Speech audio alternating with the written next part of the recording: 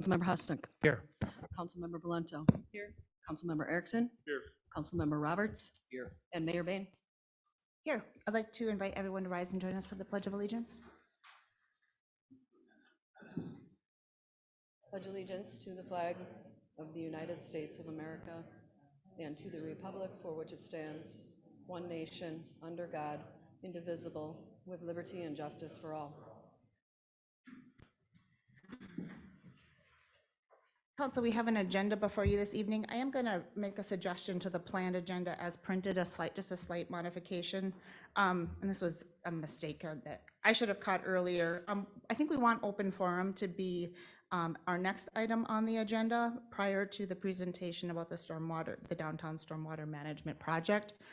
We have some folks here that want to provide some input, I believe, on that project, and I want to hear that input. I want council to have that as context before we hear the presentation. And so with that, I would move that council approve the agenda with the change of moving item number 6 above the open forum, above the presentation of information for the downtown stormwater project. Second. We have a motion and a second. All those in favor signal by saying aye. Aye. Approve. And the oppose, and the motion is approved. Agenda is approved. Sorry about that. All right, so with that, we're going to move into open forum. Open forum is any interested party's opportunity to address council on any topic of your choice. If you are here to speak on an individual topic, want to address council, this is your chance to do so. Once we move into the planned discussion item, there isn't going to be a public hearing portion of that. I wanted to get open forum first so we can have kind of a list of your concerns and you have an opportunity to be heard. And then we'll bring it back for kind of council's consideration at our agenda item. If you've signed up, great, happy to hear from you. If you haven't yet signed up and want to speak after we've gone through the list, we'll open it up to anyone else that wants to speak. So we're glad you're here. We want to hear from you. First on open forum is Jason Searing, and as your name is called, if you could just come to the podium, state your name and address for the record, and then the floor is yours. Thank you. Thank you. Good evening. My name is Jason Searing. I live at 7323 233rd Street North. My family lives right there on the corner of 233rd Street North and North Shore Trail, and I'm here to share my disappointment with the way the Forest Lake Water Quality Improvement Project, I think also called the Downtowner Stormwater Management Plan, has been executed. So first and foremost, there was a lack of early communication with residents regarding this project. This project has been in the works for over a year, and many of us were made aware a mere 2 months before its start, often finding out first from utility contractors. This has left us with insufficient time to prepare or voice our concerns. Equally concerning is the fact that residents were not given a platform to weigh in on the project's potential impact on their property. The project fundamentally affected the safety and usage of my property and had a detrimental effect on its value. For a couple realtors, up to $50,000 to $100,000 of property value reduction.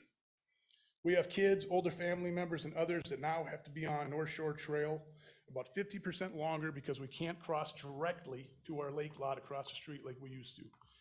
We deserve that opportunity to provide input and influence the decisions that would so profoundly affect our families. Furthermore, the communication surrounding the project has been riddled with inaccuracies. In my meetings with Tim Olson from Bolton and Menk, I was given misleading descriptions of the project, including its size, final appearance, and drainage to the lake. I was told the basin near my property needed to be so large because it drains directly to the lake via a culvert. That is not true. There is no culvert there. I have now been told that it runs north and then into a culvert into the lake. That also is not accurate. That culvert and ditch to the lake has not carried water in the 6 years we have lived there because the grade and maintenance in that area doesn't allow it. Almost all the water from our large basin already runs into an existing wetland. That's real life water, how it flows regardless of what the model says. There is no reason for the size of the project near my house. Moreover, the communication to the City Council on May 22nd seemed to provide an inaccurate picture of the project's scope, despite questions raised by various council members. The presentation to the council described it as, quote, shallow depressions for stormwater detention, close quote. If you look at, I think there was a handout that was given before the meeting, you'll see a picture in there. I think it's page 2. And is this from you? Yes, it is. Thank you. And you can see a picture of the basin in my property. You can see there's my 7th grade daughters are both standing there as kind of reference. You know, I think you'd be hard pressed to call that a shallow depression. That is bigger than my daughters, who are fairly tall. And you can see the size of that. To call that a shallow depression in my mind is you know, completely inaccurate. You can also see on page 3 is also a reference to the slide that was shared with the city council that showed that culvert. It's the red line. The southern red line is my property that shows it running. That basin, that culvert does not exist in any way either. So again, that was, again, the reason I was told that mine was so big. Also, there's no appearance maintenance plan for the project. The sod at my property covers steep grades, which is impractical to mow, leading to concerns about long-term care and appearances. I was told most of the project would be mowable and the city would take care of it. That also now appears to be not true. So finally, I must express my concern that this project appears to be primarily driven by the pursuit of credits to benefit developers for downtown redevelopment. Vibrant downtown is undoubtedly great for the entire city, fully support it, but it should not come at the expense of a few residents who are directly affected by this project. In conclusion, I urge the City Council to reevaluate the way this project has been handled and consider the concerns and grievances of the affected residents. Hopefully some action can be taken to make this right and common sense will prevail. I do understand this is a right-of-way project, excuse me, but just because the city has the right to do something, it does not mean it is the right thing to do. Thank you. Thank you. Next, is it Pam Chall? If I mispronounce your name, my apologies. Yes, my name is stated as Pam Chell, and I live at 7480 North Shore Trail. I live just a few homes down from Jason, and we were literally blindsided by this project. None of us were notified or able to speak in or have any input into this project because we didn't even know it was going to happen. And what has happened to our properties has made me so sad. And the look of North Shore Trail has gravely changed. I sent pictures to all of your emails, more pictures this afternoon. It's just appalling. And the depth of the cavern in our yard is dangerous. Somebody will be killed or a kid could drown in that thing. My niece drove up the driveway. Her little girl ran out of the van, ran to the culvert that was now filled about 4 feet deep. And she goes, Lucy, Lucy, get away from there. That's dangerous. Many people have stopped and said it's dangerous. We've had neighbors call us and say, I am very concerned about my little boy, and he could get hurt in that place. When Tim Olson, who's the engineer of this project, came out, my husband asked him, Tim, let me ask you, how would your wife like this in your property? And he said, well, she wouldn't. Well, either do we. We have now these very, very deep caverns that aren't necessary at all to be of that depth. Not only that, we never had water lay on our beautiful grass, never. But any water that would be filtered down through there is now going down into the lake where it's filled on our neighbor's property with tons of reeds, tons of phosphorus and methane gas. It's been like literally like a pus hole for years. So now we're going to supposedly filter rainwater and have it go into the pus hole. And so my husband took Tim Olson down there, of which he had nothing to say, because what can you say? It's not going to do anything. When I tried to call on this project, I called Watershed. Nobody had any idea about this project. Talked to several people. They said, call the city. Many people on the city, well, we don't know about that project. We don't, it's not listed. We've never heard of it. Finally, I got to one person that said, well, you need to go to the city council or the mayor. And that's why I'm here tonight. as Jason has stated, that our properties are devalued. There's no doubt about it. In thinking of selling our house, we're gonna have to have somebody come that doesn't have children or doesn't mind the liability that a kid could fall in this deep hole. My husband can't mow around it because a lawnmower with him will ride right down in it. So he has to now weed whip all around that before he can mow our lawn. So it's added a lot of extra care for us. And I really want to know, what is the city council going to do? Because you signed off on something without realizing what was happening to us as people, landowners in our city. We've been here almost 50 years. And you should have looked at the massiveness of this of the plans and what this was going to entail and what this was going to do. I rode by Dale Dahlbeck's just a couple hours before I came here. It's just appalling. He's lost everything that would have been coverage of giving him any kind of privacy whatsoever. It's a mess. And I just feel very sad that all of you didn't look deeper into this, because if your property number would have been listed on the as one going to be affected, maybe you would have looked in a little deeper. And I just want to know what this city is going to do for us that have been this affected. Thank you. Thank you. Tom Shaw?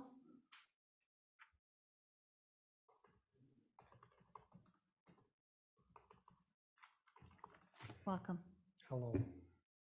My name is Tom Chow. I live at 7480 North Shore Trail, and I'm discussing the issue that we've been discussing. Well, I was disappointed. Well, we've been very upset about this project, but I discovered it in April, first week of April, when Xcel Energy was marking this black walnut tree to cut down, because they were supposed to move a telephone pole where the black walnut tree was. So Xcel Energy told me about this project. I then came to the office right here at the door, and the guy said, "There's no project going on." This was in April. No, he took me in, brought photographs of my property. No, there's no project. And we called Lake. He said, "You can call the watershed." Call the watershed. No, there's no project going on. This was in April. This was presented to this board a year ago. So, you know, it looks pretty deceptive. It's just like, what? No one's telling us? So I got on the phone. I called Tim Olson, Isaiah from Bolton Ment. I've got the plans here for it. What's disturbing to me is the depth of this thing. Tim Olson came out. Tim and Isaiah have been very gracious. They've talked to me. They've come out. He said, it's only going down 3 feet. I've got pictures right now that I took. Elevation, this is supposed to go from 917 down to 914. That's 3 feet. I got pictures 912, which is 2 feet lower than 914, and it's still another 1.5 feet deeper than that. And Tim says, oh, you can mow it. We don't want you to, but you can mow it. You know, I expected a gradual, it's a V.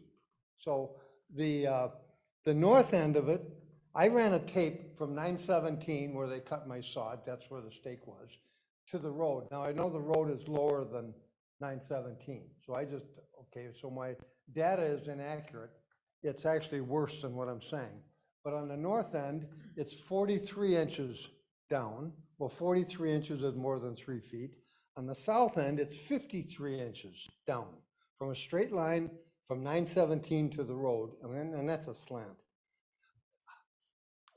I guess if it was even close, I would like to see, and I've talked to the contractor and they have to do what the plan, but they're way below the 914 elevation. Today they put in 2 stakes, 912 and 915. 915 is about that far below the road surface, so 914 would be another foot. That would be reasonable. I could mow that.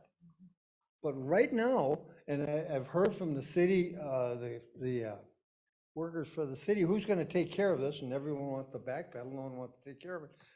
You can't take care of it. I can't, it's a deep hole, and you know that our prevailing wind is westerly, northwest, west. And so all the leaves across the lake, across the street, are gonna blow from the west wind into this thing. And in the past, it'd blow into my yard and I'd mow it because it was flat. I can't mow this now. It's too dangerous and it's too steep. If they brought it up to 914, if they brought it up to even a foot higher than that, so it'd be it's wide enough, they went down 4 feet and put a drain tile with sand. That's all clay out there, so I understand water doesn't go through clay. But they put sand in, they put a drain tile, that's good. They could put more sand in, put a nice swath so I could mow it, and then I would take care of it. I would take care of the leaves. Right now, I can't do it. And right now, it's filling up with leaves. I don't want to walk down there.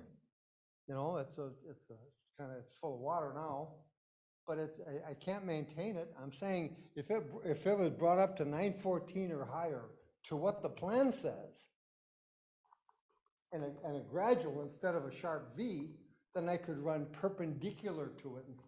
I can't run sideways parallel to it because I'll tip over. I've run to the edge of just about tipping over. I know how far I can go. Another thing that concerns me is people have walked down the road, people I don't know, and they stop and they ask me about this and they say, that's dangerous, somebody's gonna get hurt. And I'm going, you know, they're Joe Q public. And if they think that, if somebody actually gets hurt, and my biggest concern is two people have called me with concerns of little kids going in there if the water's deep. Right now the water, and Jason showed pictures of his girls in there. This thing, if I were to stand in there, it'd be this deep, okay? If a kid fell in there and drowned, I know the city would be liable, the contractor would be liable, and Bolton Mount would be liable for building this thing, for designing it. It's not safe. This totally could be accomplished by just having a gradual sway with sand, drain tile, can go through the sand. The same thing could be done, it just doesn't have to be as deep. Then I could mow it. It wouldn't be dangerous for little kids. That's my concern. I mean, you're the ones that are responsible if somebody were to get sued, but I think it's just foolish to have something that dangerous, see? And if it was even brought up to the plan, 914, 915 is about that far below the road. 914 would be another foot. You could put a gradual sway to that. I could mow it perpendicular to the road. It'd be safe to mow. The city wouldn't have to take care of the leaves in there. It would solve everything. That's what I would request, is that it be brought up to the level it's supposed to be, and even higher, so that it's safe to mow. That's what I would love to see. That's what I would appreciate if the city and the contractors could do that.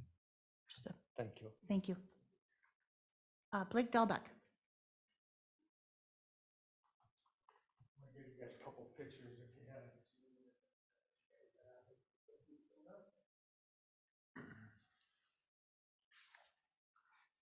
haven't. And I'd like to echo what Pam and Jason and Tom just said. Before you start, can you just have your address for the record, please? Oh, yeah, Blake Dahlbeck, 23020 Hayward Avenue North. So I'm actually surprised that this has gotten where it's at with how deep it is in our yard. Granted, it is your guys' property in that easement, but if you see how deep it is there in some of them pictures, it is way too steep, and I don't even know how that road is gonna hold up with the erosion there. So back to echoing with what they're saying, there was nothing we could do or say about this project. They came here, said this is what we're gonna do. You have nothing to say. On top of that, Bolton and Mink has not been truthful. So I talked to the guy from there and I said, what's the deepest spot of our yard? And he said, it's gonna be 4.5 feet. So I called him up last week and I got him out there and it was 7 feet and they're putting 18 inches in. So I said, why did you say it was 4.5 feet when clearly right now you measured and it's 5.5 feet? And he apologized and said, sorry, it is actually 5.5 feet. Our ditch is way too steep. I mean, if you guys go take a look at that, what they're saying with any kids that fall in, we got a 9, 7, and 5-year-old, if they're playing soccer and the ball goes in there and there's water in there, they're not gonna get out of there. Not to mention being on that corner, we have 10 cars a year every winter that go in. It's gonna be a lot more damage and possibly a lot more injuries with it being that deep. Not to mention a major eyesore out there. So I think it's our main pond up front that's 5.5 feet deep. I think that is just way too unsafe. That cannot be that deep. We could have this project be probably 60% less of what it is to do the same amount that it's doing. Obviously, you guys are doing it for new development up in town, but I just think it's way more than what we ever needed to have out there. Another thing, they cut the power to the lake. Granted, that's my fault, but it's a $500 deal. It's like, they called me up and said, Blake, we cut your power, find an electrician. It's like, it's $500. I mean, cut the power, you're destroying the looks of our whole yard. Can you not plug the power back in? So I think they've pretty much touched on everything else. So it's just a couple of the ones I wanted to bring up. Understood. Thank you for being here. Aaron Meyer. Sorry, I'm on my phone, I was writing notes. Good evening. Aaron Meyer, I live at 7363 233rd Street North, Forest Lake, Minnesota. Been there just over 7 years. So unfortunately, we're here far too long after much of the damage has been done. Similar to these guys had my mind thinking, so I wrote a bunch of stuff down. I first heard about it from Midco marking off a bunch of stuff in my yard, asking him who he is, why he's in my yard, which they can do so, which he had no idea what he was even doing, just marking stuff off. I followed the leads, and then when I did look into it, I was assured that it wouldn't affect my property, and shame on me. I was selfish. I disregarded it. It didn't affect me. They weren't doing my yard. I had no idea what they were doing, but I shut it off. Thank goodness they're not affecting my yard, but they did, because they did affect my property. They affected my friends, my neighbors, and ultimately affect my property value as well, drastically. And not to be selfish again, but it does. When both sides of my main strip there are hit by, I'd say easily $100,000. Blake's and Searing's on the end, it's ridiculous. They took 60, using a number that Blake said 60%, they took 60% of their backyard. And they're on a hill too already, it's sloped. And it's, I don't know if you're aware, you could pull this up really quick, pretty high taxes. We pay a lot. We save a little bit of money, but not anymore. I used to save money on 2 PIDs, having the split there between the road. Not anymore. It went up 84%.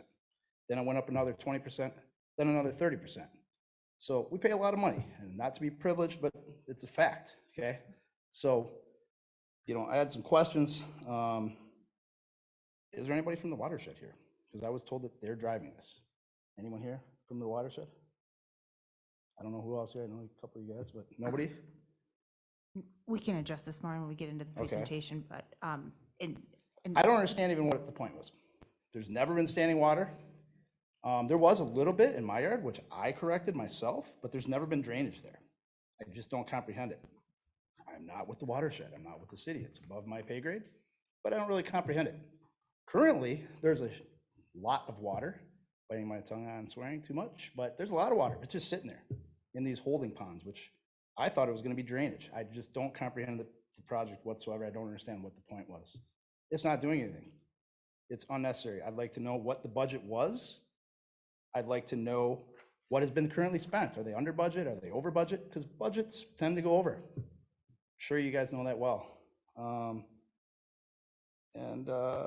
That's pretty much summing it up. So it's, I believe Blake and Leif have driven by there. I don't know if you've been by there at all. You can see the pictures. I have to imagine and hope that it's not done, but I don't really see current project specs, how it could possibly be any better. And then to hear that this is somehow potentially tied with something downtown, that's a little eyebrow raising. Really curious to hear more about that. So there's my 15 cents. Thanks. Understood. Thank you for being here.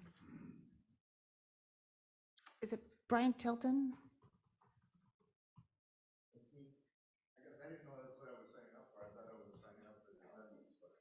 If,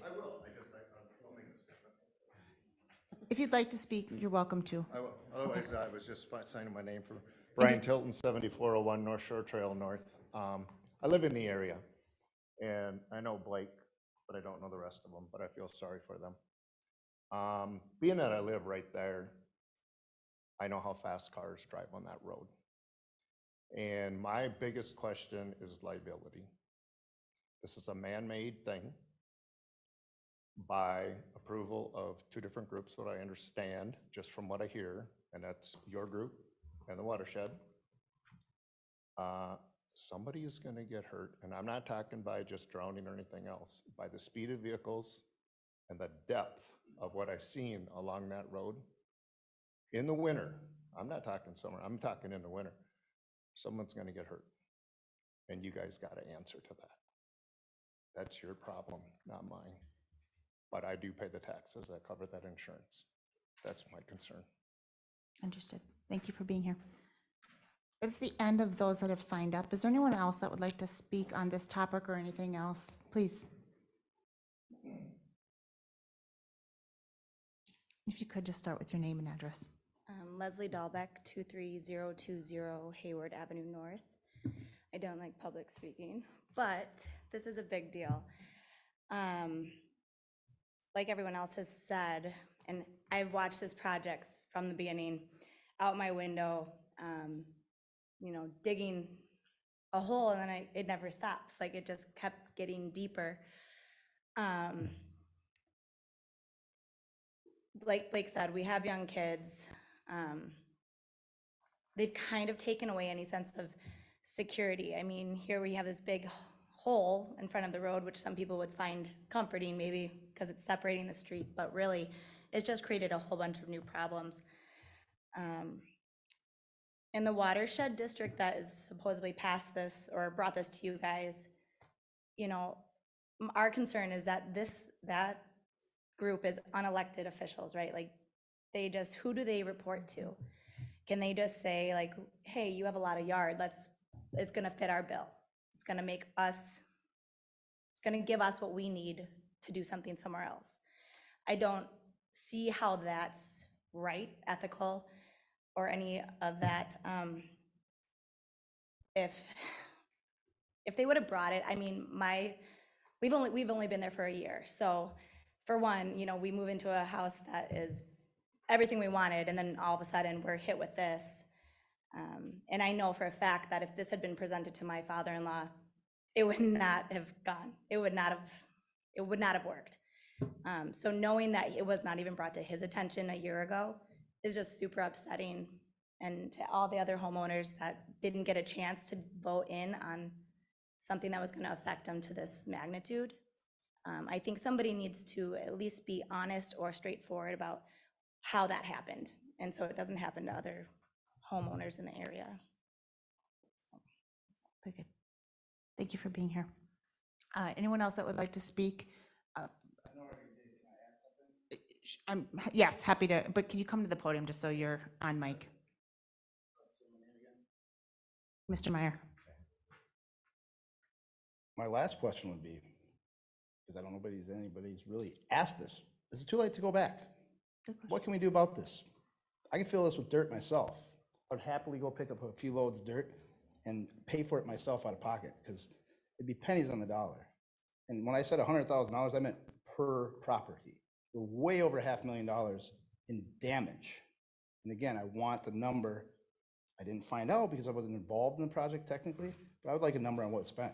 Because when I see 6 people on my way to school standing around with signs, this is a common kind of derogatory term for people doing construction, but that's what's happening. There's 6 people standing around, and there's one guy working the machine. It's got to be just hundreds of thousands of dollars in work that's been done. I would assume it's way over $1 million. I know how it works, so that's all. Understood. Is there anyone else that would like to speak on this topic or any other topic?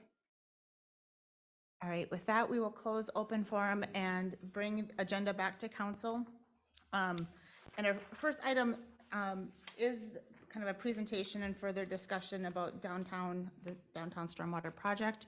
I think we're going to hear first a presentation, kind of an update from, Ryan, are you kicking us off?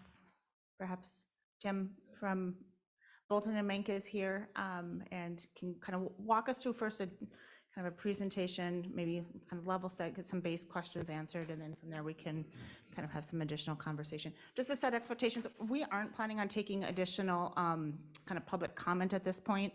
I hate leaving questions unanswered, and so I sense that there's some growing questions. I might move from that, but let's try to just have a civil conversation and explore as much as we're able to this evening. So with that, Tim, I'm glad you're here. If you could maybe get started. Yes, thank you, Mayor, Council, staff. Tim Olson, Water Resources Engineer. I will go through this presentation relatively quickly because some of it is repeat. I'll give an update on where we're at with construction and so on, but really do want to get to the open discussion. I hope to be able to address as many questions as I can tonight. Perfect. Yeah.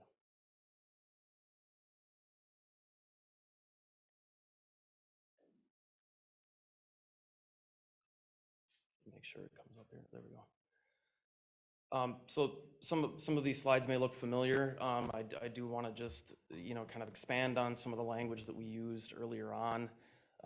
This project is, tied to a downtown stormwater management plan that was completed in late '21. We started construction plans for the project soon thereafter. Really, the entire project is to support economic development in the downtown corridor through stormwater management. We studied numerous locations around the lake to mitigate those stormwater management requirements in the downtown area. And this was the site that was selected through both council and in conversation with Comfort Lake Forest Lake Watershed District. Can I pause you? Can I Yes, pause you please. there? Because I think one of the foundational questions is how did this start? And I think there's some question on, is this a Comfort Lake Forest Lake Watershed District sponsored project? Is it a City of Forest Lake sponsored project? And I just want to clarify, how would you classify that relationship?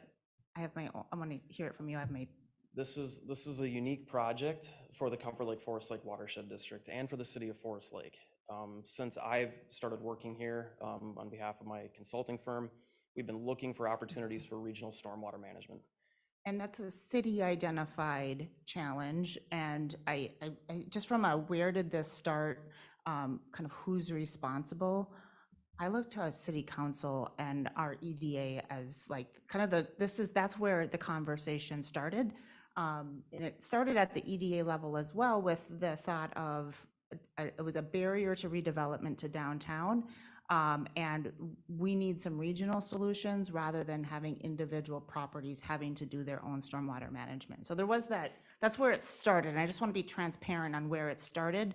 There is a partnership with the Watershed District, but I don't want there to be that they have inflicted this upon us. This is, I think, initiated by the city, and I think we should own that. Can I just comment on Please. that? Maybe I haven't seen this wrong, but these requirements are driven by the Watershed District. These are for development. You have to have this. This is 100%. part- So Correct. yes, the city, it's our project, but it is the Watershed District. And my understanding is, which is much more difficult to work with than say Rice Creek, but this is this current Watershed District and that board of managers who is really driving this. And so I think there's some ownership there, but we're just trying to abide with what the requirements are to do any development, whether it's downtown or anywhere in Forest. That is also a good perspective, is that in absence of a regional solution, the individual requirements would go to individual property owners to meet those water quality standards or water treatment standards. That is correct. Okay. It's especially challenging too in the downtown corridor where you have zero setback requirements, or the setback requirements are zero, so you don't have to have setbacks, and there is no limit on impervious area construction. So to trigger that 5,000 square foot rule that the Comfort Lake Forest Lake Watershed has, it doesn't take much. And we're looking at around 6 acres of total high priority redevelopment in the downtown area. If I could, just a little bit more context on how we get here. In absence of that, you end up with individual properties doing their own management. And we have identified as a challenge that we have literally hundreds of individual ponds that are typically poorly maintained. There's a lot of them. There's always the question of whether it's city maintained, individual property owner maintained. And while that's possible outside of a downtown core, we've also identified that it's one of the things that we as a city can do is to create a broader solution. Now, clearly, execution's a different thing, and I appreciate there's those in the room tonight that are frustrated with our execution, but it has been a strategy of one of the things the city can do is we should take a regional approach rather than individual property owners having to meet those requirements. To Councilmember Roberts' point, it's the requirements of the watershed district. So I just don't want there to be I want to be clear on where this came from, so. Yes. Any other questions on that? Okay. So we worked through that memorandum of understanding or agreement with the Comfort Lake Forest Lake Watershed District, essentially to bank those credits that are being built with this water quality project. Those would then get sold back to the developer as the development occurs. The city made a conscious decision in this case to build this entire project out ahead of development hopefully as a catalyst with repayment later on as development occurs. So I just wanted to mention that. We are in the process of finalizing that maintenance plan. I'll talk a little bit more about maintenance here in just a second. There has been a lot of great feedback from the residents on communication, and we did make a decision early on to have that communication in the field before construction started. And then the utility companies came out to mark those, and we were in the field having those conversations with the residents soon thereafter. It did not happen before the utilities were marked. I understand that. We began to meet with the residents, ahead of construction, and have tried to be, as engaging as possible through both our construction representative and myself to be available when I can. Yeah, I'll leave it at that. We can certainly come back to communication. So just the construction update, there have been numerous delays. I want to talk a little bit about those. Of course, all the rain, for the entire summer comes when construction is open. So, the city saw around 5 inches of rain or so in a week, which was challenging. The basin in front of the Chells, number 5, did not get connected to the downstream structure before the rain because of an unknown gas service. The gas service was slated to be relocated the week that the rain came, and so that was delayed about another week. I talked to Tom on the phone about that basin, and we got the contractor out there to draw it down. They've been pumping since to make sure it stays dry, understanding that that's a hazard. That is not the permanent solution. The drain tile will be connected to the structure, and it will draw down much faster. The utility relocates are mostly complete. I did understand that the gas main was relocated today. The final utilities on the south side of 233rd, Jason's property, coordination is going to happen tomorrow. So I can give some updates on that when we know more from the utility company.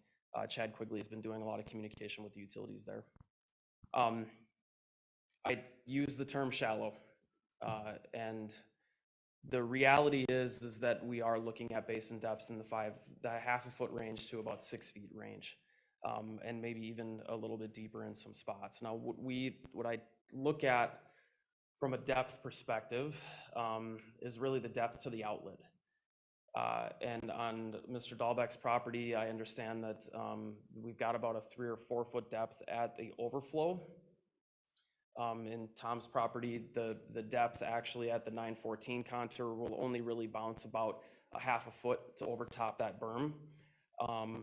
And so there's some additional survey verification that we have to complete to make sure that those basins were constructed properly. If they are 2 feet low, if they are constructed at steeper than 3-to-1 side slopes, then those need to be corrected by the contractor.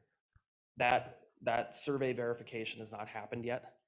We typically wait till the end of construction. However, there are some features that are essentially complete that we can go out and have surveyed right away. Especially while the contractor is still on site. So that validation survey, that as-built survey will happen before the contractor leaves. So all of those slopes will be verified.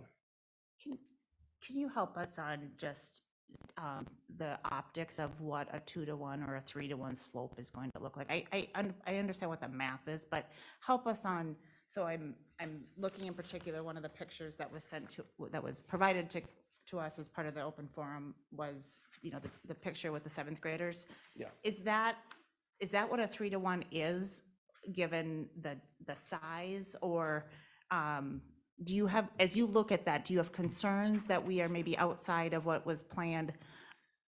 I'm just trying to get a practical of a kind of application of, are we leaning towards this as outside of design, or is it that when council approved that as a spec, council didn't know what we were approving? I'm No, just trying to. Yeah, I appreciate the question.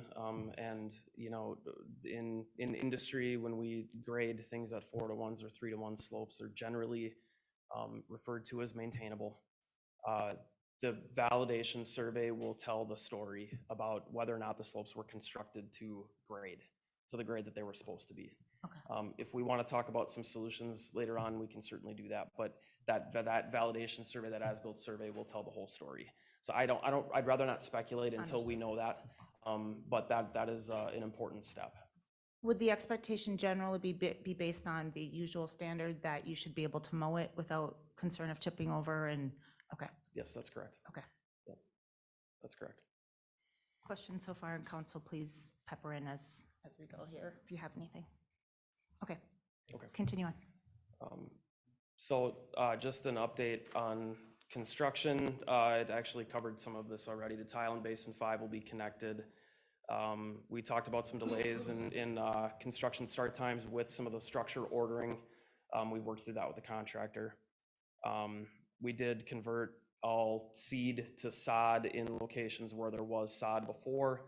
The bottoms of those features will have a native seed mix. In fact, there's a kind of an example picture here of what a full native seed basin would look like. This is a bioretention facility along a roadway.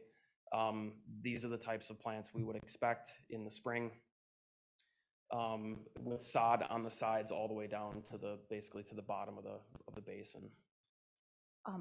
I don't know if you have this data point now, but while you're on this slide, you mentioned that you're finding that there will be sections that are closer to 5.5 feet deep. Is that one section, like, of the percentage, like, how are you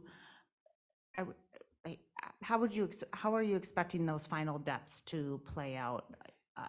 Yeah, I'm trying to gauge, is this this one problematic area that we might need to address, or is it that we've got 6-foot sections for 20 continuous feet? I think that'll be the topic of conversation. Okay. What do those fixes look like? What do they mean from the downtown redevelopment perspective? And certainly, what do they mean from the residents' perspective? And so I assume we'd talk about that here later on, so we can maybe bring that up again. Perfect. Okay. Okay. Yeah, I think I went through this too. So maintenance planning. The city of Forest Lake has an MS4 permit, or municipal separate storm sewer system permit, that requires them to inspect and maintain their stormwater facilities. The city has to show documentation to the MPCA during an audit, during an MS4 program audit. Those happen once per permit cycle. So the city of Forest Lake will be going through one of those relatively soon, I would say in the next year or two. The Comfort Lake Forest Lake Watershed District requires maintenance declarations for public and private best management practices. The city of Forest Lake has a programmatic agreement with the Watershed District. So it's one agreement for all of your BMPs to be maintained within the Watershed District that were there for a permit. On the private side, individual maintenance declarations have to happen with each BMP, with each practice that's constructed. It kind of makes this circumstance and the agreement that the city is in with the Watershed District a little different than normal, because it's a practice in public right of way, but for essentially private redevelopment use. So part of the reason why that maintenance declaration hasn't been signed yet or hasn't been validated yet is because we don't have the as-built survey, number one, so we don't know the credits, the total credits being constructed. And number two, we'd work through that with the watershed district to discuss maintenance once the project was complete. But I think it's important to just note that both the city of Forest Lake has a permit to discharge stormwater that requires inspections and maintenance, and so does the Comfort Lake Forest Lake Watershed District. When you say, I just want to make sure we're clear on that. So there's what I'm hearing is there is a statutory requirement through the stormwater process that we are maintaining, and that there is an audit to make sure that that is being maintained. The party that's actually, and that's, am I right that that's a city of Forest Lake responsibility? It is. Because it's our permit, right? Correct. So who actually does the work? The Do we city. contract that? Is that a public works? Is that our Yeah. stormwater tech? We're talking about hiring, right? The city does all of the inspection. Mhm. When it comes to maintenance, at least with the pond cleaning projects that we've done over the last handful of years, those are contracted out. Some general maintenance probably could be handled by Public Works, but I don't want to speak for Dave on that. Understood, understood. And can we define maintenance a little bit? What does that typically look like for that maintenance? My guess is that it is not weekly mowing, but what is that? What does that maintenance entail? Yeah, correct. And I've got some notes here too that we can talk from. The frequency of the maintenance, of the inspection and the maintenance varies based on the type of practice that you have. And then the duration of that maintenance, or the life cycle of the project itself, is variable depending on the type of feature that you have. A wet pond is different than a biofilter, which is what's being installed now. So the maintenance, generally speaking, in the first couple of years is vegetation management. The filter itself stays in really good shape for the first, handful of years. Ideally, we want that filter to stay fully functioning forever, without any maintenance. That's the ideal circumstance. But that's not reality. There's very dirty, sediment-laden water that comes into those filters. And so the vegetation maintenance for the first handful of years is to mow that twice. That helps keep the native species healthy and the roots deep. The deep roots help with infiltration through the sand filter. But really the plane of failure, if you will, with these features is right at the surface. So as new sediment comes in and starts to plug the surface, it can diminish the amount of infiltration that happens down to the drain tile. So to fix that, we typically will go out and scarify the surface with a rake, break that part up. Sometimes you have to replace the top couple of inches of sediment and then revegetate. There are some, maintenance activities that may happen in the 5 to 10 year range that include that. The frequency of that maintenance, of course, is completely dependent upon the finished construction, the constructed product, and then also the health of the water coming into it. The typical life cycle for something like this is 30 years, just to put that full timeline into perspective. That makes it that much more challenging then to determine what the maintenance costs are for the developer and how long those durations last. A 30-year maintenance cycle with annual maintenance could be very, very expensive. And so depending on how that goes, and usually you can adjust your maintenance plan based on the function of that feature in the first couple of years. This is my last slide, Ed. We can go into questions. I just wanted to give an update on schedule. Our substantial completion date for the contractor has come and gone due to rain delays and other issues with utilities. We are currently working with the contractor right now to update a schedule. We are holding him currently to the October 20th completion date, but that may get moved depending on the schedule delivered by the contractor. So we'll be working with him. Can you speak to kind of given your assessment of kind of where we sit today, can you speak to, if we don't do anything different from a requirement standpoint, are we on track to, how close is the current state to what you expect it to look like when we're done? And I guess, could you maybe speak to like some of the known deficiencies, like, I'm trying to vet through, kind of get through the list of what are the construction project issues versus what are the design issues, because I think those are two different things. Yeah. And just trying to kind of level set on kind of what's still on the known yes to-do list versus what are some things that are maybe more problematic from an overall design. Yeah, So- I think most of 4 features are still under heavy construction. There are 7 total. Yeah. So that kind of puts that into perspective. We did hear from the contractor this morning that they hired a sub to get the work done faster. So they have brought in another set of hands to help with that project. So we're hoping to see some acceleration. You know, grading is going to continue through the week, likely into next, and then restoration will happen after that. That is word from the contractor as of yesterday, or I'm sorry, as of this morning. And so having that subcontractor coming in should really help accelerate the project. I'd rather not speak completely to schedule until we have that. Unfortunately, I just don't have it yet. But we are really still pushing the contractor to be done on October 20th, but that is rapidly approaching, and it seems like there's a lot left. Yes, so just, there are, most of 4 ponds are still left to be constructed, largely because the gas line was just moved today. So basin 4 had not been started. That's at the end too, where everything else drains. So it's really challenging to not be able to build that one and everything upstream, because positive drainage through construction is important. So you said 4 of 7, kind of 4 of 7 are still open or not? Correct. Not completed. And then overall performance right now, how current, you know, we have had some recent rain events. How close are we from our current state of kind of the finality of that? Is there going to be a lot of improvement in the coming weeks based on the work to be done of how quickly water's moving through? Or I sense that there's some frustration with current kind of water retention and what's out there. And I'm just trying to understand, is that a design issue or is that because we're still in construction mode issue? It's a little bit because we're still in construction mode. You know, it's the messiest time of construction when those basins are fully open. I know that on the Dahlbeck property, the sand has to be brought up still to finish grade. You know, and then the other features have the same issue. There's one basin in there that really won't have drain tile at all. It's meant to just be flow through. But I understand that everything is very deep at the moment. Understood.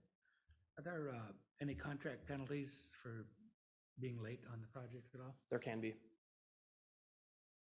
It's already implemented or written into the contract,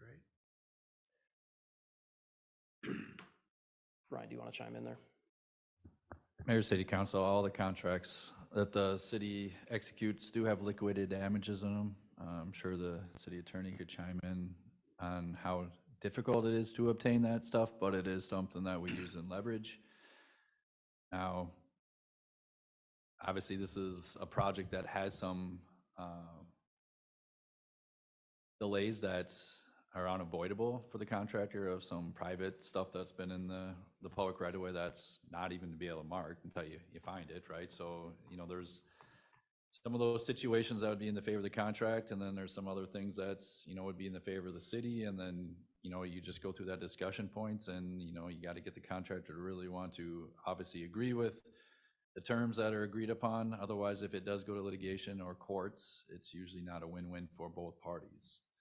So that's the balance you play, unless you have something proven that you have lost this much. You know, easiest one would be, say, if you had a gas station on the corner, right, and you cut off access so they could specifically show you my till was this, and this, you know, for a long period of time, and I have a track record. Now you could easily justify something that's, you know, that broken down in the numbers, and in this case, it's gonna be more of, you know, what's negotiated and what both parties would agree to minimize stuff on the backside of things. But it's definitely obviously in the contracts, and we're threatening it right now in other jobs. But then we're also then consuming Dave's time, my time, other people's times, because we're constantly arguing and negotiating on the backside of things. Well, thanks for the answer, at least it's out there. So it does, has to be somewhat of an incentive. Yeah. You know, and it sounds like there's lots of things to be done there yet. So hopefully things will change a little bit and get better there. It was motivating at least to hear that they had hired a sub to help out. Right. So you know, again, until we know what that rewritten schedule looks like, we're not quite sure if the 20th is reality, but that liquidated damages is certainly there if we need it. And you know, those schedules are currently under discussion with the contractor. Just real quick on that point, I'm not sensing though nobody loves the delay and nobody loves a project delay, but I'm not sensing from the room that the concern is as much the timeline than the what. So I'd rather us take the time to get to the right end result than just add more gas and fire onto the contractor to hurry up and get it done, because I don't think hurry's gonna help the situation. Again, nobody loves a longer project, but we're already in October, and so I'd rather us take the time to get it right. Councilmember Roberts. I agree, that's the least of our concerns or anyone's concerns right now, the timing of this thing. I mean, it'll eventually get done. Just a question and then some comments. I recall asking the question at that May 22nd meeting about the discharge to the lake that is directly, well, to what would be the south of 233rd. I know the property across the street, there is a pool, an abandoned pool that's there. I've been on site, I tried to find it, and the residents claims and talking to the contractor, there is not a discharge there. Is there, or is there not a discharge that's listed that was pictured in the first presentation we got in May? Yes, I can absolutely clarify that. So that orange line that you see in that came from the original study. That was from the city's GIS. So we have GIS mapping of utilities. That culvert was there. It was verified during survey soon in 22, I believe, when we went out to collect survey information that culvert does not exist. The culvert goes underneath 233rd to the north and then into a previous ditch. There are two concrete flumes that come off of 233rd. Both of those discharge points end up in the same location. There's a wetland complex to the east of North Shore Trail, and the culvert goes under North Shore Trail to the west into the lake. So just a couple comments for me personally. First off, I want to apologize to everyone that's been affected by this. This was one of the first decisions I made on the city council, makes no excuse at all, but we did you a disservice. I should have asked more questions, better questions to avoid where we're at. When you hear terms of shallow depressions and that, in my mind, I'm thinking of just really what we're trying to achieve. And I think it's forward thinking for the city to try to figure out places that we can handle this, again, requirements of the watershed district, so that we can develop different areas, redevelop downtown. But this is just, it's too much. It's too deep. I remember Councilman Erickson asking the question that evening as well. Does this get us to require the full amount of downtown? And it doesn't. And I think personally, I want to see a step back where we can make the neighborhood look as good as it can, not like it was, but then also accommodate some development for downtown. So I don't know how that we get there, but I think we at least owe this to the neighborhood to at least explore how we can back up just a bit and make it so we're still getting some credits for development, but not destroying a neighborhood.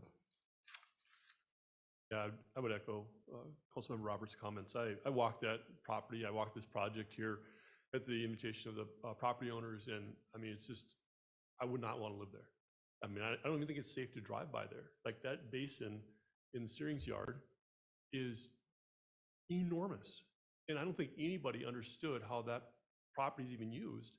Because if you look across the street to, you know, on the other side of 233rd, his neighbors across the street don't even have a visual of North Shore. They don't have a lake lot. That enormous basin could have been built across the street and accomplished conceivably the same thing, because all the water runs that way anyway. I mean, we could shrink his significantly, which would still allow him to actually use the land the way they had been using it largely, which I think is an absolute must as on the backside of this thing. The other thing I'm concerned about is how close that basin comes to the road shoulder. You can see in the pictures. I mean, it is, and there's a massive concrete culvert with a metal grate over it that, you know, my understanding is that Public Works moved the street sign years ago because it kept getting taken out. That concrete's not going to get taken out. The driver is. And so, I mean, that's just a huge miss in my, I'm not an engineer, I don't know how these things are designed, but that's a huge safety issue. We've got to take steps to make this project more palatable to the neighborhood and still try to accomplish some of the things we did, but let's do it with the understanding of how do these property owners actually use their property so we can, all have a favorable outcome. And just that, and I can appreciate the, the communication that was supposedly had or not, but in a project this going forward for the city, I think we need to bring the neighborhood in and say, okay, this is what we want to do. This is what is proposed. What are your thoughts? Instead of just all of a sudden telling them what's going to happen and then try to back off from that. Well, it's unlikely maybe some of that even happened, because I would assume most of these people would have been here shortly after that May 22nd meeting to say, well, wait a minute, what's going on? And then the fact that utilities, they're learning from this from utility companies, another miss on our part.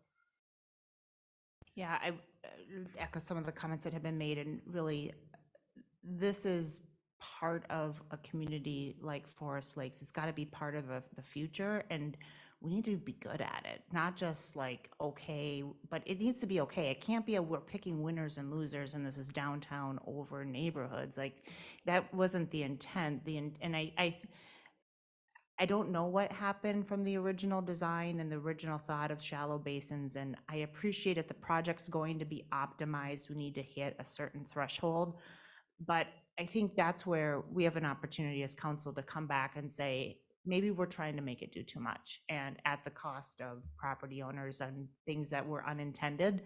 And let's take the time to get it right. If that means some less credits, I'm not sure where that math falls and what might be some lower hanging fruit to make that happen. But I think we need to, while there's time to, I think the worst thing we could do is just call it finished. Let's find what's reasonable. Because what I'm not hearing is no project. I'm hearing some support for the project. And I know there's support, and some of it was expressed tonight, for quality of the lake. And I know people that is important. And people seem to have some understanding. It is right of way. And I think if we got something that was closer to shallow depressions and a rain garden, I think there's some support for some of that. I think there's, in the design and execution, in my mind, anything over 4 feet that is long-term, it starts to get challenging on, to me, that's bigger than a ditch or something that you would expect to be along a roadway. The project has to get done right, but I disagree with the fact there isn't some sort of a timeline here. There is. It's called winter, and it's coming up in very shortly. And so this project has to get done, whether it's the 20th of October or whatever, it has to get done right. But there is a timeline. And so to say that there isn't is not, in my mind, doesn't work. So got to try to find some solutions. Maybe there's some things that'll change along the way, but let's get it done right, and maybe we can change some things too.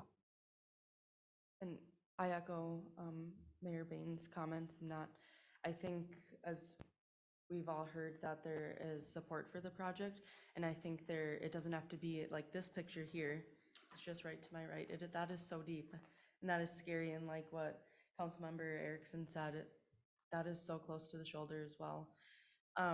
So there's safety concerns, and I think we could find some sort of middle ground of trying to make it more shallow, make it more palatable for everyone. And I don't know if it's possible to try to get to that point and then maybe have some sort of open house of how, or bring people back and have more of a conversation again of how we can get there.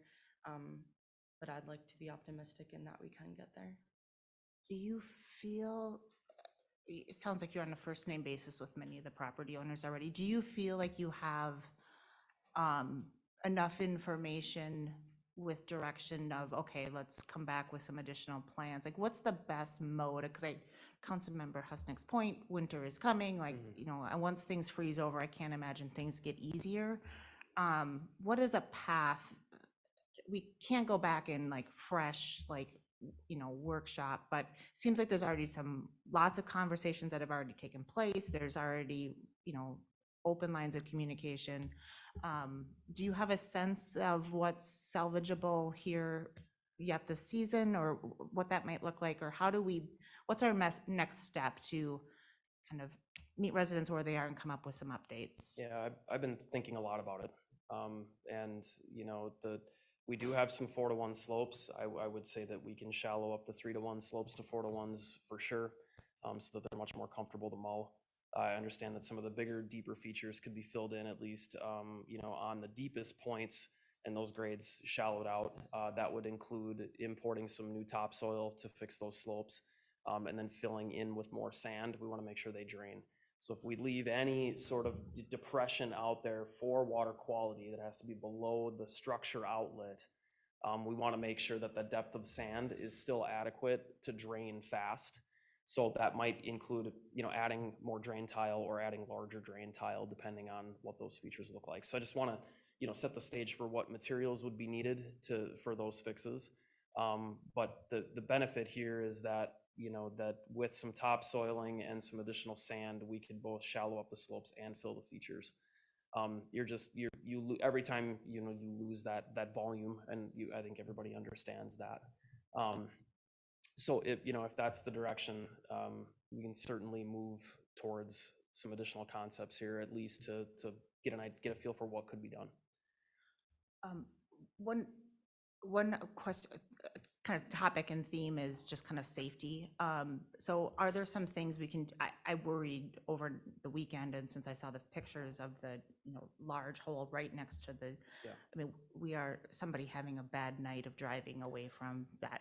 Are there some interim construction things we can do to make that more safe? I'm expecting that is not final design, that is a temporary construction That is feature, correct. but That is not final design. can we do something in the meantime? I have worried about that since I saw that photo. Yeah, I think more substantial barricades. I'm not a traffic control expert. Ryan might have some additional opinions there, but I know that we've been working with a contractor on some different traffic control items too throughout construction. Also, I mean, I think it should be said out loud, the final design, I mean, we have roadway standards around what is acceptable around depth and what is needed for barriers, or at what level would you need a barrier? Ryan, can you just talk about kind of what some of those standards are and what we will be looking for when we decide that final design is safe for roadway traffic? Mayor, City Council, I drove by there earlier this evening.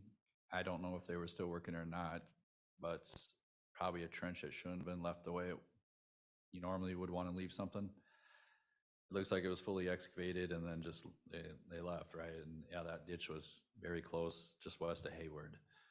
So that obviously is something that needs to be addressed, and to stop anything that it either has to get filled up or blocked off with a Jersey barrier, what should have been probably done there, or even parking tobacco over the top of it, you know, so that way nothing could get down into it.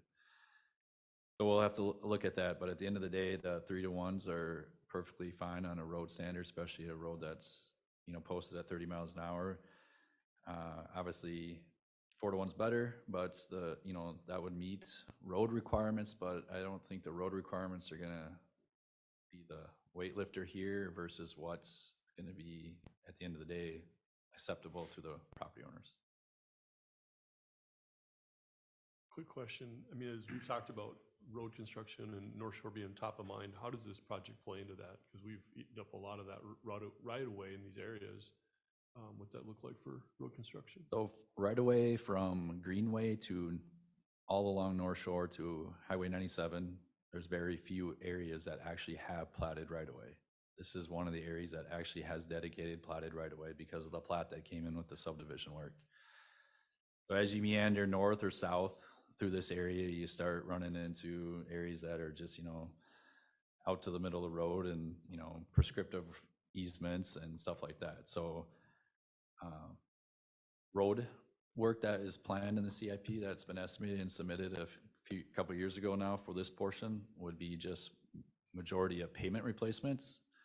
And I know there's been some talk also then, well, we want a trail too, right? But there's not dedicated right away for a trail, but you can see some of the things that people may not want in their yard. But then if we bring a trail, that's going to be a lot wider footprints, you know, and relocating a lot of above ground stuff like power pole lines and stuff like that too. So what's in your budget for the North Shore from Greenway to Highway 97 is full pavement replacement, and obviously any storm culverts, any sanitary sewer repairs would be completed too at that same time, signage, striping. Now, what we can do, the plan is to keep the same footprints. We can look at the potential striping of the road widths now that it's a 30-mile-an-hour road and majority of it 35 in the other portion. So potentially we can go a little narrower on the striping of the road. Sometimes some say that provides a traffic calming effect. They drive slower, but we can look at shifting the striping too. Maybe you get one wider shoulder on one side of the road versus the other. And now you have a little wider, safer area for pedestrians to use that shoulder along there. But then on your CIP too, from Greenway back to 61 on North Shore, that's a full recon. That's going to take a lot of public engagements. And you see where it sits now, that project should probably already be talking to those people now, because again, there's areas in there that don't have right of way dedicated fully. And there's going to be really big impacts. And times they won't even be able to drive through there. So that's why it's planned out like the CIP is, because, you know, allows you, the more time we get momentum on a project, it allows us to be better at public engagement, scheduling, budgeting, and chasing other funding to buy down those project costs. Any other questions, points of clarification, feedback? Councilmember Roberts. Obviously, any change to this is going to be additional funds for the city, correct? And where does that budget come from, and how do we, I guess that's a question, doubt it can be answered today, but that, even though it's a concern of mine, I just think we need to spend those dollars to make this right. Any sort of redesign will include a cost estimate. And then the other question, you know, and I know Councilman Husnick's concerned about the timing and winter in that, but if there is a redesign in that, I mean, how realistic is this to get this done in this construction season? You know, I would say that the excavation is done, so our frozen ground conditions are essentially mitigated already. So backfilling with the native material that's out there before it gets too cold is a positive thing, but the piece that may need to wait until spring would just be final restoration, so final placement of sod and seed. Ryan, from a construction perspective, does that make sense? Councilmember Roberts, to answer your question, could be a couple ways we could go with this. We could let the contractor finish the scope of the work the best that we can to kind of get it to winter and call it a day with his contract. There's a reason they're bringing in a sub. Obviously, we would be under the threshold of state public bid process, so we could actually just go out and get quotes with contractors we would want to select to finish any revisions or finish the project entirety come next spring. So those are things that we're obviously going to probably want to talk at a staff level very quickly tomorrow, what our best path would be. Obviously safety in mind, but just know that we might have the exact answer that the residents might want this week, but what I just laid out will take some time, but I think in the long run, it might be the best thing for the city to do something more else, that pathway. Well, I would say if this comes back as the as-built not being the way it was supposed to be, it's a no-brainer. You find a new contractor, right?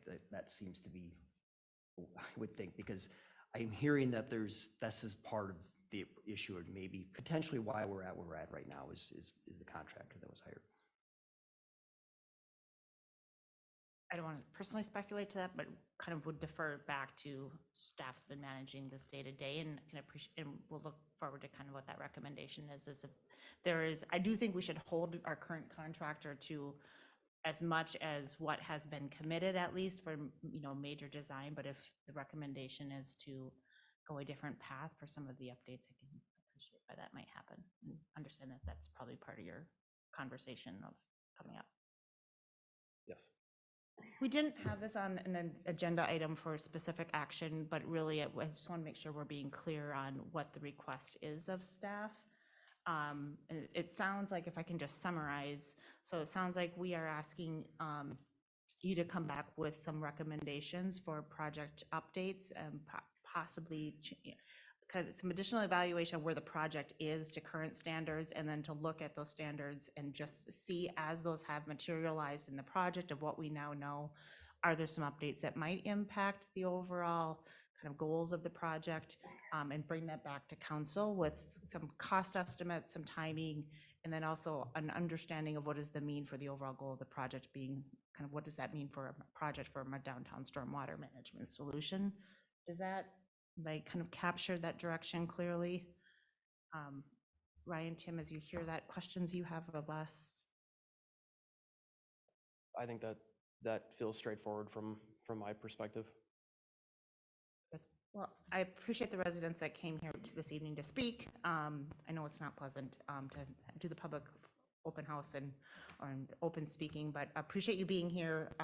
We don't have final answers for you tonight, but hopefully you have some idea as to just council's perspective and the direction we've given, and just what we're trying to get to for resolution. So you are welcome to stay for our entire meeting this evening. If you wanted to, I appreciate that you may have other plans for the night.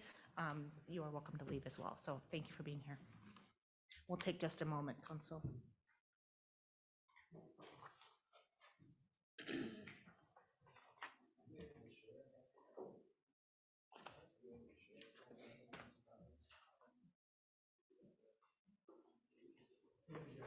Yeah, thank you so much.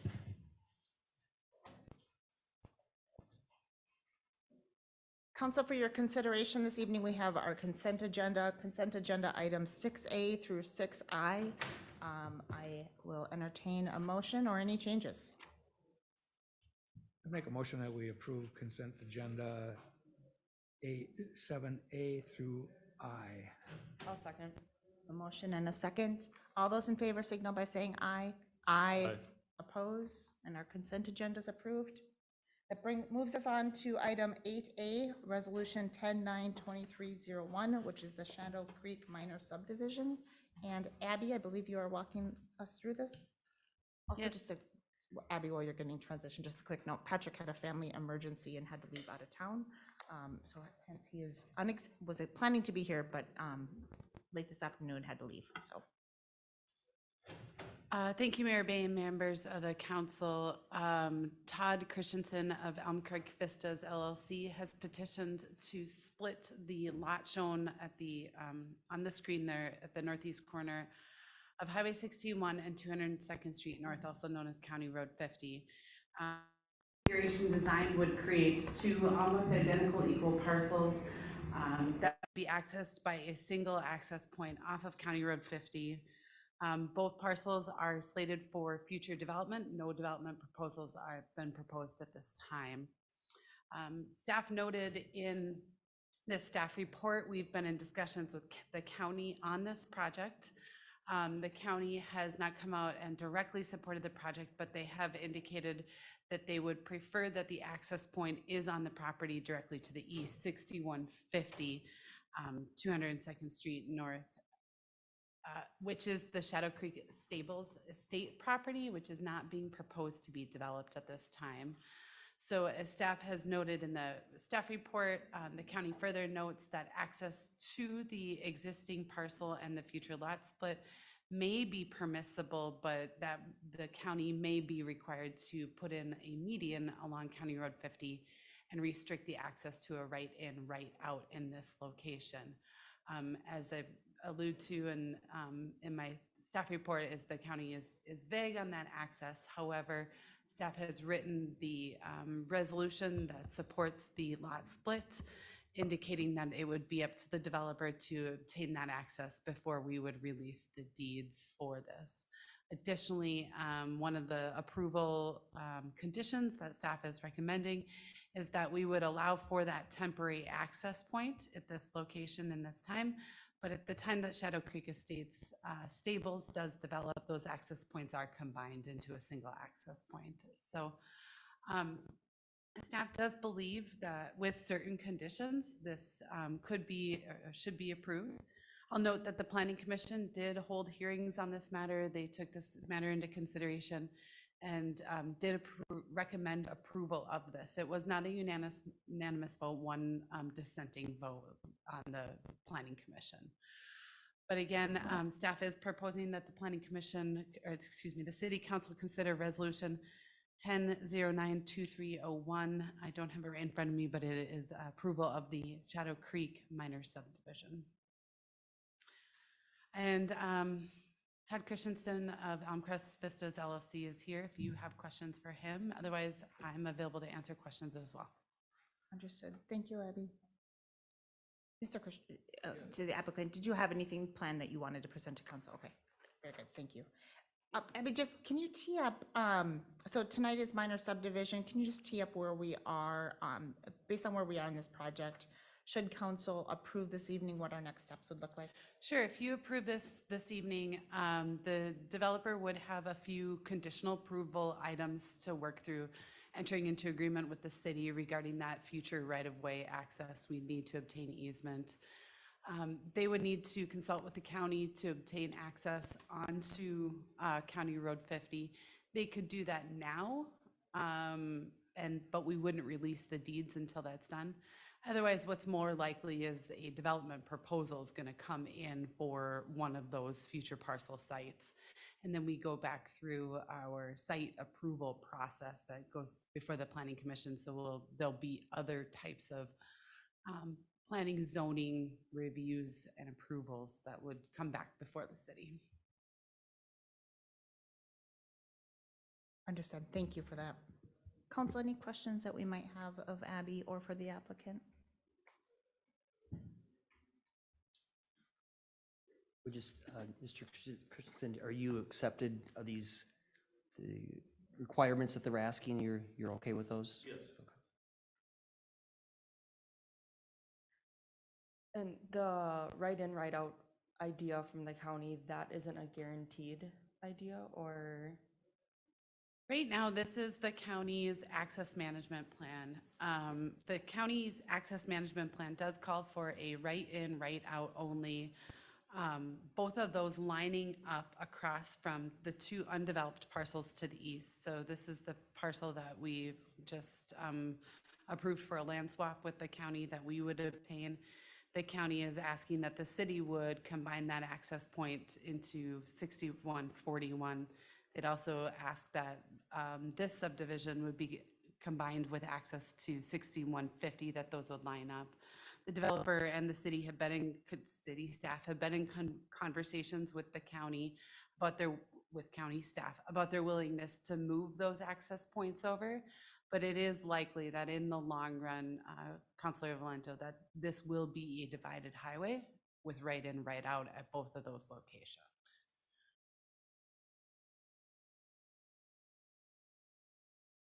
Did that help answer your question? Yeah, just my personal opinion, I would see a write-in, write-out there.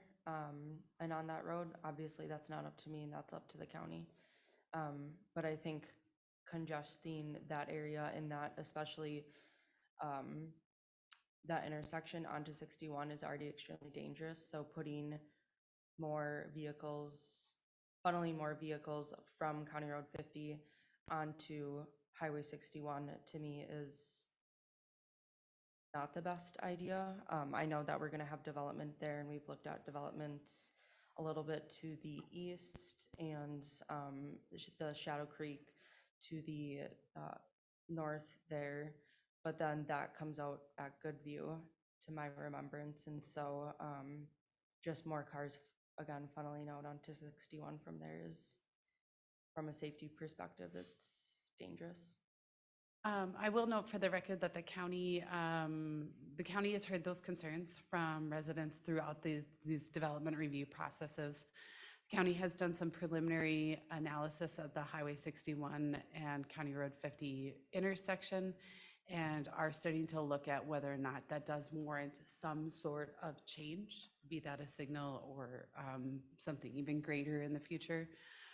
As the apartment or future, what we believe is going to be an apartment complex project on that western property comes forward, the city and the county can require traffic study to be done to determine whether or not that would be, there would be a negative impact to that intersection.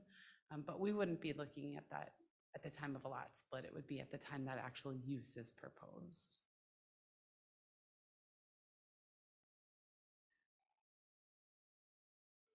There's been some benders on that intersection.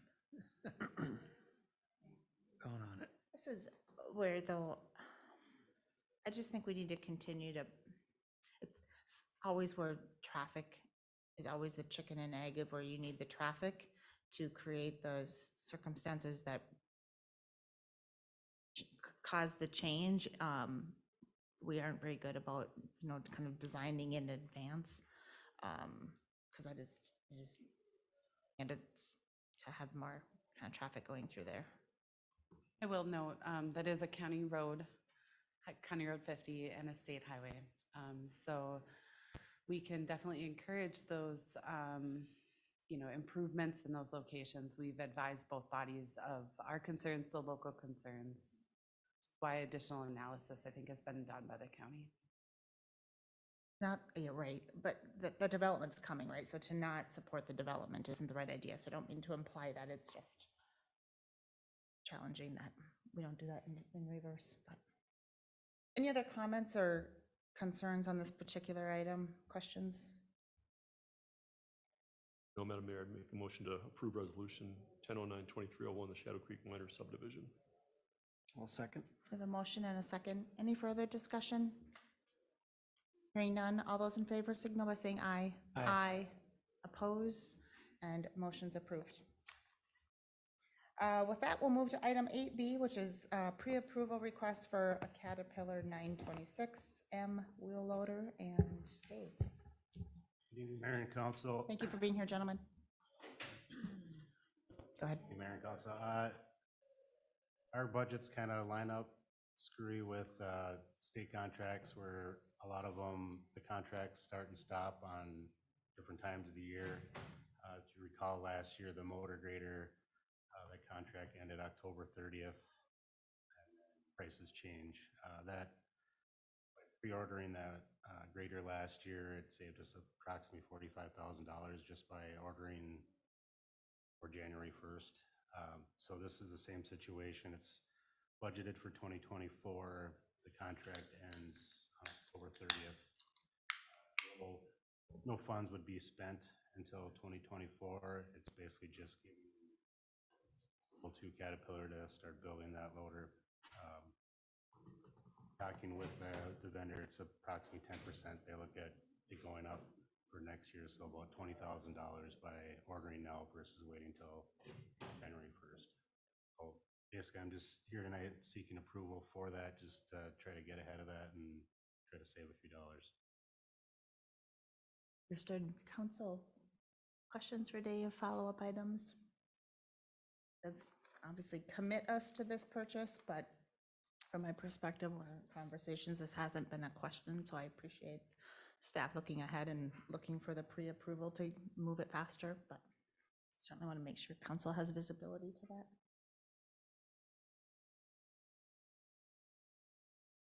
Concerns? Anyone ready for a motion? I would move that we pre-approve the Caterpillar 926M wheel loader as presented by Dave. I'll second. A motion and a second. Any further discussion? Hearing none, all those in favor signal by saying aye. Aye. Oppose, and motion carries. Our final item this evening is the Broadway Avenue Bridge lighting contract, which we have put on the action item for this evening. To get an update at a future, at our past workshop about just where we were in the project. In Patrick's absence, Dave, can you kind of walk us through the contract of what's been proposed? Do you have Yeah, just to recap, I think it was the last workshop or last council meeting, it was still kind of undecided what we wanted to do here, and talking with the vendor, kind of his drop dead date would be, this week sometime to get us on the schedule by November. Want to put it up, so to give him 3 weeks or so to get permitting through the county, we kind of figured this meeting. I think on your agenda is for the one side. The only thing that changed is another aerial lift to try to string it up from both sides of the county without having to shut the road down. That was one thing that is changed. About $4,800, and now it's approximately 56. That would be the one proposal. The second one, I won't have a quote for, but it would be approximately just a little over $10,000 to do both sides with support beams and cross beams. So the proposal in our packet, that is the $5,578.27, is that, can you just describe what that means from a design standpoint? Yep, I had attached a picture with it, but it's basically, it'd be around the bridge. So it'd be the bottom, both sides, and then the top rail, So it's the outline. Outline only, and on what side? both sides. On both sides.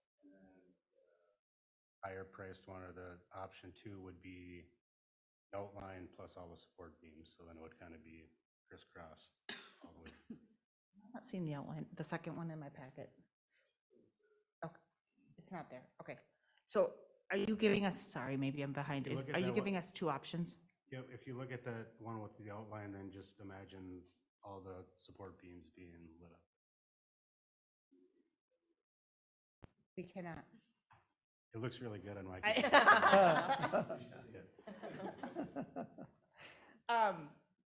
I just know there was some movement earlier that maybe that there might be a want to go with option 2. I know at the last council was bring back a quote for option 1, which was the outline.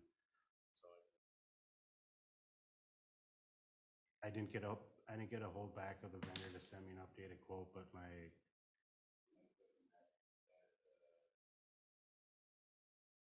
a little over $10,000. It was like $8,600 plus $100 plus another 1,000.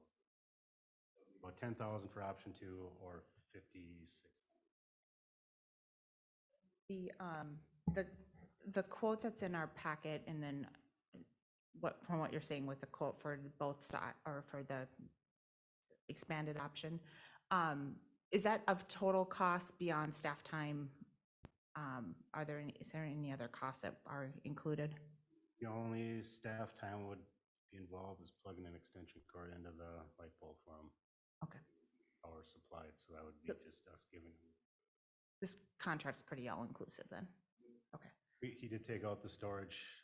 Public Works would just store the lights at the end of the year at the $100.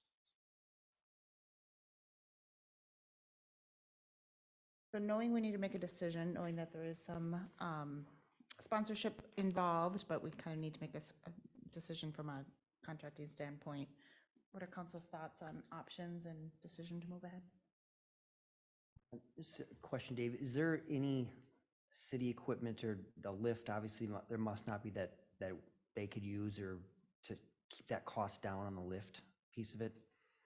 Have an aerial lift, but I'm gonna back to Amanda or see, I don't know if we can just give out our equipment for somebody else to use, especially that kind of equipment.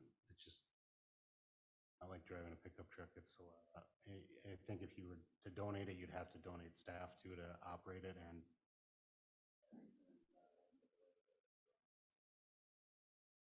I mean, there's a possibility, but then Then the other question, so we're at $5,000 on sponsorships. Is it possible that we could commit, obviously, if the timing really is about getting county approval and all that, regardless if they're going to do the full scope or just the outline, would there be a couple additional weeks, I wonder, to see if we can raise the full amount? Because there's potential that could happen. I guess the question would then be to the vendor, like how soon does he need to order those extra lights? I guess that would probably be for him what he'd have to plan. yeah, and I can't speak for the vendor, but I don't know what the timeout is. I don't know if he has a bunch in stock that it really doesn't matter, or if it's specifically ordering these lights for this project. And I would think that if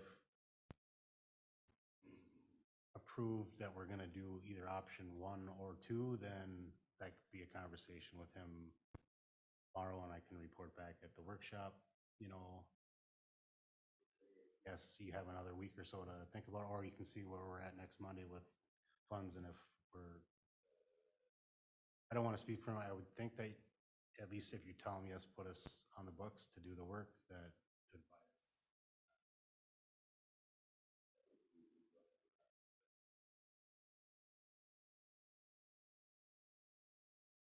I like that option of, so just in terms of being clear on sequencing, Councilmember Roberts, are you suggesting that we would approve tonight option one, give staff some direction to see what our timeline would be to like upgrade our contract to option two, and then if there were time, depending on where we're ending up with overall sponsorships, at least have that as an option to increase it. I like, it seems like it's low risk, right? If those sponsorships don't come through, then we just don't move ahead. Contractor's not committed, but we do have an option. I think that makes a lot of sense. I would agree. Seeing a lot of heads nodding. Dave, are you comfortable with that approach? Yep, I think if this is approved, this quote, I'll work with him and then figure out timelines of what he needs to know for a final decision, but at least that can give him the go-ahead to work with for the right-of-way permit and all that, so at least he can get. Councilmember Roberts says the right-of-way permit won't change option one or two, they'll still be. When ready for a motion? I'll make a motion to approve option one, the 5600 close to Broadway Avenue bridge lighting. Well, second. Motion and a second. Any further discussion? I guess I just want it noted for the record that we are considering option two, but tonight the approval is for option one, and just wanted to have that on the table. Okay. No further discussion. All those in favor signal by saying aye. Aye. Oppose, and motion carries. We do not have any planned workshop topics for this evening, which can move us right into staff updates. And Karen. Thank you, Mayor and council members. I don't have any updates this evening. Very good. Thank you. Abby. Thank you, Mayor Bain, members of the council. I am not sure if we reported that we've set our hometown holiday date for the first Friday in December, December 1st.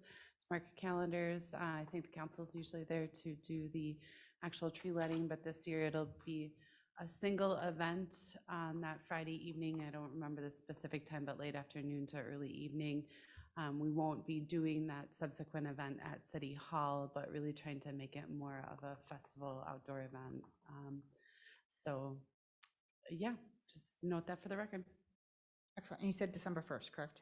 Yes, the first Friday in December, December 1st. Excellent. Thank you. That is unusual for us to do a Friday evening. Can we just make sure we hit the communication extra hard? Yep. I recalling typically a Sunday, is it typically been a Sunday night? It's typically been a Saturday. Oh, Saturday, okay. And with two events, kind of one here at City Hall during the day and then at dusk, kind of going at the tree. And really, we thought that a single event, maybe right after work in the evening before, you know, a weekend, that we might actually garner a little bit more traffic. I love the idea of a Friday night event. Let's just hit communication extra hard. People, creatures of habit. Sure. Amanda. No updates, Your Honor. Very good. Dave. Just one update, the compost site is now open for fall hours, starting this weekend, so now it'll be open Saturday, Sunday, Monday, and Wednesdays from now until for Thanksgiving, unless we get a foot of snow before that, which I hope we don't. So all the hours are on the website. Karen sent out an email blast. It's right on the front page. So, and the hours are at the site too on the reader board. So there may be, with that new Washington County site coming in, the hazardous waste, there may be where the site may be closed down. We will use our reader boards to announce that. It's been relayed to that contractor. It's imperative we know at least a week out from when that's going to happen, and then we can just Washington County site on 170th at that point. It'll maybe be 2 or 3 days to get through that site and through that driveway, because even if also coordinate with so they'll know they can't get in out of there at that point. I'll keep you posted on that, or we'll keep everyone posted, plus do some.